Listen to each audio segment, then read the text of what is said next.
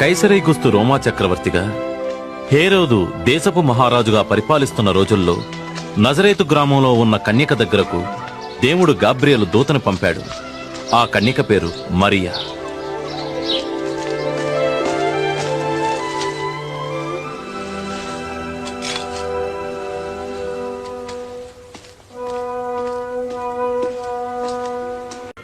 దేవుని వలన నీవు కృప పొందితివి.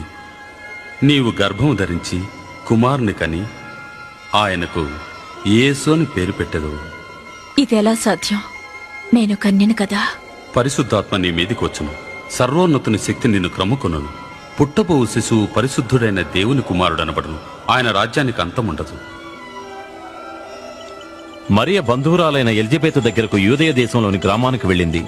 ఆమె కూడా దైవకృప వలన గర్భము ధరించి ఉన్నది. ఎలిజబెత్, మరియా